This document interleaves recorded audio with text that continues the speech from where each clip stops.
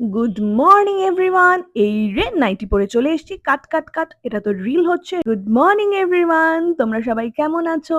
আমার একটা নতুন ভিডিওতে তোমাদের কি সবাইকে ওয়েলকাম জানাই। হ্যাঁ পটি 14 মা হওয়ার পর এই কথাটা শুনতে এত শান্তি লাগে যে কি বলবো, যে নিশ্চিন্ত হওয়া যায়। যারা মা তারা কিন্তু রিলেট করতে পারবে। তারপর আমি চলে গেলাম এই জুসটা বানাতে।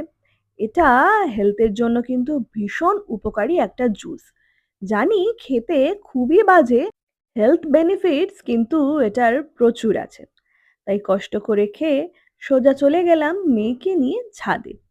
একটু হাঁটাহাঁটি করতে, একটু দৌড়াদৌড়ি করতে, আর এই গাছগুলোর সাথে একটু কথা বলতে। তারপর নিচে এসে মনে পড়লো আমার তো গতকাল একটা পার্সেল এসছে। সে পার্সেলটা খুলে দেখে নিলাম। তারপর দেখলাম নাইকা থেকেও একটা পার্সেল এসছে। সেটা খোলাই হয়নি। আমার কটা রেগুলার ইউজের কটা জিনিসপত্র অর্ডার দিয়েছিলাম। আরো কিছু আসা বাকি আছে। তারপর আর কি, তাড়াহুড়ো করে স্নান করতে ঢুকে গেলাম।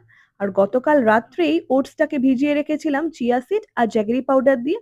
সেটাকেই সুন্দর করে আম আর কলা দিয়ে খেয়ে নিলাম। আমার সকালবেলাটা এইভাবেই শুরু হয়ে গেল। ভিডিওটা ভালো লাগলে অবশ্যই লাইক আর কমেন্ট করতে হবে।